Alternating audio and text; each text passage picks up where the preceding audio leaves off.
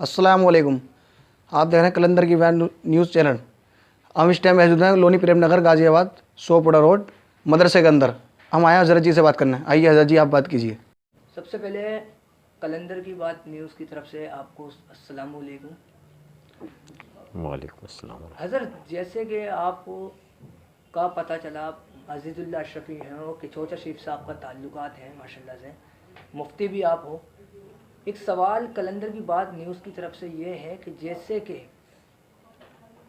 दुनिया में सरकार दो आलम देखा जाए तो एक है, अल्लाह एक है, कलाम पाक एक है, लेकिन फ़िरके परस्ती क्यों अलग अलग है? इसमें क्या आपका मुताल्लिक़ है? अस्सलामु अलैकुम व रहमतुल्लाहि व बरकातुहू।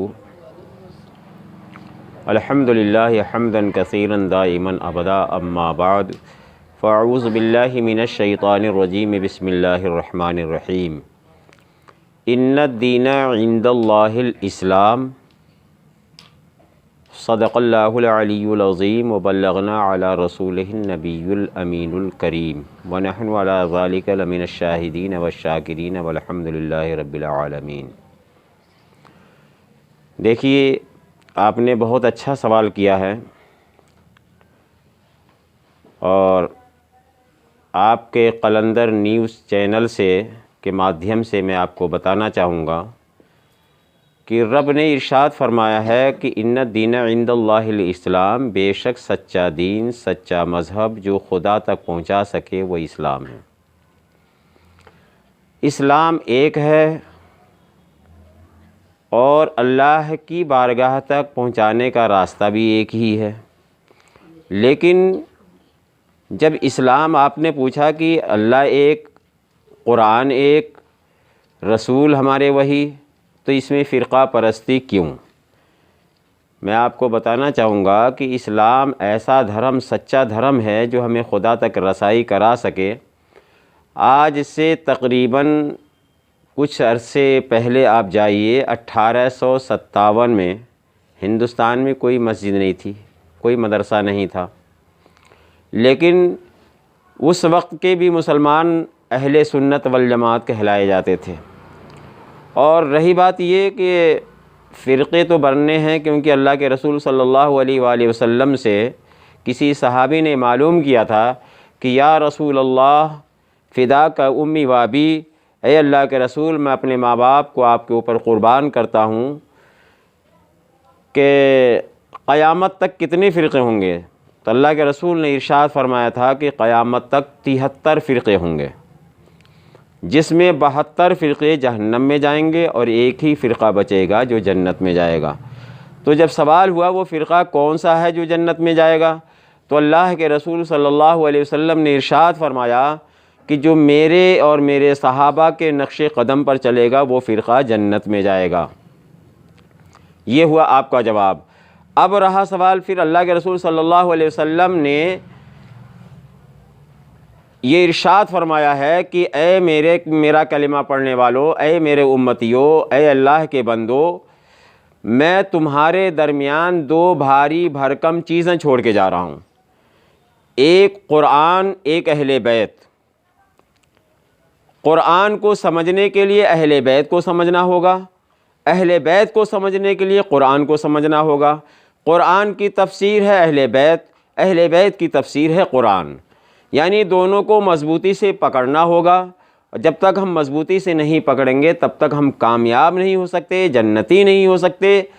इसीलिए आप सरकार मौला अली शेर खुदा हैदर कर्रार रज़ी अल्लाह तबारक व तआला अन के सिलसिले में बहुत सुना होगा आपने कि अल्लाह के रसूल सल्लल्लाहु अलैहि वसल्लम ने इरशाद फरमाया है, मौला अली अहले बैत से हैं, अल्लाह के रसूल के घराने से हैं और रसूल पाक सल्लल्लाहु अलैहि वसल्लम के दामाद भी हैं, रसूल पाक सल्लल्लाहु अलैहि वसल्लम के ख़लीफ़ा भी हैं।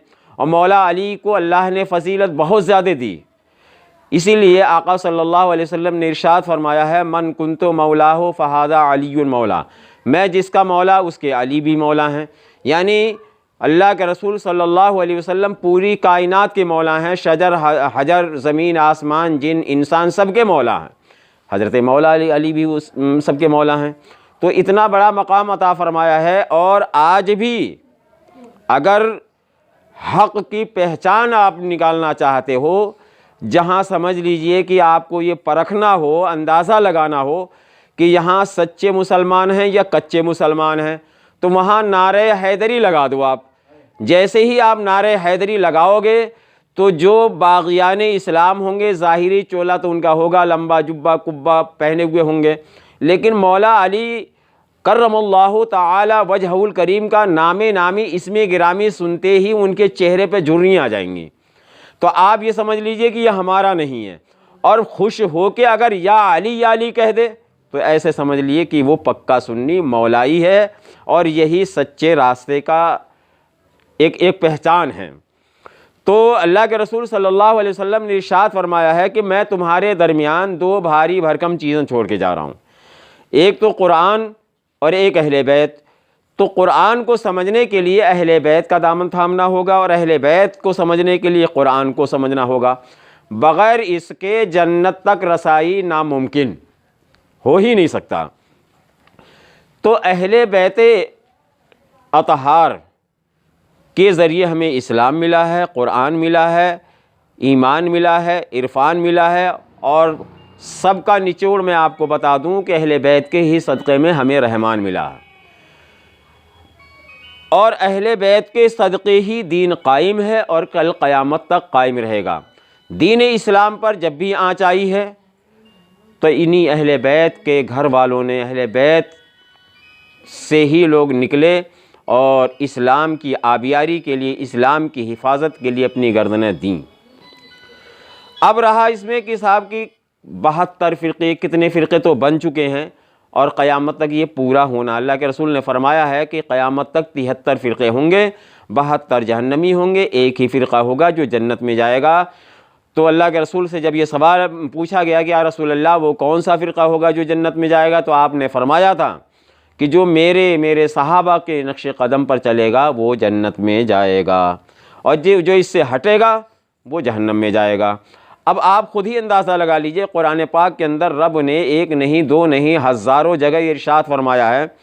مثال کے طور پہ میں آپ کو بتاؤں کہ اہدنا الصراط المستقیم، اے اللہ ہمیں سیدھے راستے پر چلا۔ سیدھا راستہ کون سا ہے؟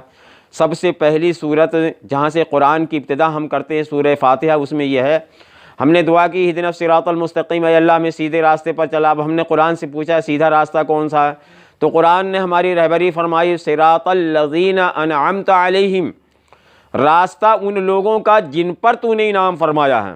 تو انعام یافتہ کون ہے؟ حضرت مولا علی شیر خدا حیدر کرار ہیں، ام المومنین فاطمۃ الزہرا عابدہ طاہرہ طیبہ سلام اللہ علیہا ہیں، اور آپ کے شہزادگان حضرت سیدنا امام حسن امام حسین علیہم السلام ہیں۔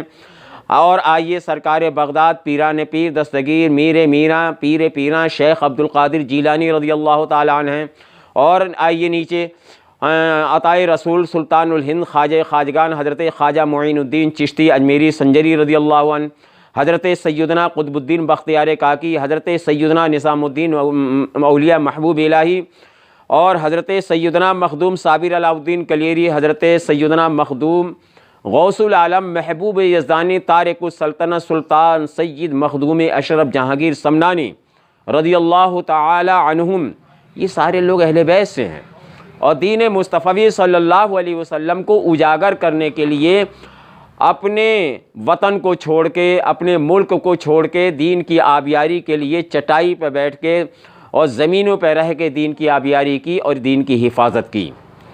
تو اہل بیت سے جڑنا اور اہل بیت کا دامن تھامنا یہی ہمارے لیے نجات کا ذریعہ ہے۔ اسی لیے اللہ کے رسول نے فرمایا ہے کہ اہل بیت کو سمجھنے کے لیے قرآن کو سمجھو، اور قرآن کو سمجھنے کے لیے اہل بیت کو سمجھو۔ اور اسی کا جواب ایک جگہ اور ہے قرآن میں، جب قرآن سے پوچھا کہ اے قرآن انعام یافتہ کون لوگ ہیں، تو قرآن نے ہماری رہبری فرمائی ہے الذین انعم اللہ علیہم من النبیین والصدیقین والشہداء والصالحین، کہ انعام یافتہ حضرات انبیاء کرام ہیں، اولیاء کاملین ہیں، شہداء اعظام ہیں، انہی کا ہم دامن تھامے رہیں گے، یہی ہمارے لیے نجات کا ذریعہ ہے اور یہی جنت کا راستہ ہے۔ ان سے جب ہٹیں گے، جیسا کہ اسی میں بہت سے فرقے بن چکے ہیں کہ مزاروں پر مت جاؤ، چادر مت چومو، ان کے وہاں جاؤ گے وہ تو مر کے مٹی میں مل گئے، ان سے کیا مل سکتا ہے۔ یہ سب واہیات باتیں ہیں، جبکہ ایسا کچھ نہیں۔ قرآن نے، اللہ نے اپنے مقدس قرآن کے ذریعے، اس سے پہلے میں نے آپ کو بتایا ہے کہ اولیاء کاملین کو بہت اونچا مقام دیا، جن کے بارے میں حکم ہوا ہے کہ جب اولیاء کرام کا ذکر آئے تو ہوشیار ہو جاؤ، کوئی بے ادبی نہ کر بیٹھو۔ تو قرآن کو سمجھنے کے لیے اور دین کو سمجھنے کے لیے قرآن اور اہل بیت کو تھامنا ہوگا، اور ہمیں پنجتنی بن کے رہنا ہوگا۔ ہم پنجتنی رہیں گے تو انشاءاللہ العزیز پنجتنی میں غریب نواز ہیں، پنجتنی میں مولا علی ہیں، سرکار بغداد پیران پیر دستگیر ہیں، حضرت ام المومنین فاطمۃ الزہرا رضی اللہ تعالی عنہا ہیں، حسنین کریمین ہیں، ہمارے آپ سب کے آقا پیارے مصطفیٰ جان رحمت صلی اللہ علیہ وآلہ وسلم ہیں۔ جب ہم پنجتنی بن کے رہیں گے تو ہمارے لیے یہی نجات کا ذریعہ ہوگا۔ ہمیں فرقے مسلک کی کوئی ضرورت نہیں ہے، ایسے مسلک کی جس میں تعصب ہو، جس میں انتشار پیدا ہو، جس میں اختلاف پیدا ہو۔ بس ہمارا مسلک ہے امام اعظم ابو حنیفہ، ہمارا مشرب ہے امام اعظم ابو حنیفہ۔ ہم مسلک الگ الگ نہیں بنا سکتے ہیں، اگر مسلک الگ الگ بنائیں گے تو بہت سارے مسالک ہو جائیں گے، اس میں انتشار پیدا ہوگا۔ حق جو ہے وہ مسلک اہل سنت والجماعت ہیں۔ اور میں اپنی بات یہیں ختم کرنا چاہتا ہوں۔ اللہ تبارک و تعالی ہمیں سچے مسلک کی پیروی کرنے کی توفیق عطا فرمائے، اور اہل بیت کرام کے دامن سے وابستہ رکھنے کی توفیق عطا فرمائے، ان کے نقش قدم پر چلنے کی توفیق عطا فرمائے، اسی میں ہماری بھلائی ہے۔ اللہ رب محمد صلی اللہ علیہ وسلم، نحن عباد محمد صلی اللہ علیہ وسلم۔ اللہ ہم سب کی حفاظت فرمائے، آمین۔ وآخر دعوانا ان الحمد للہ رب العالمین۔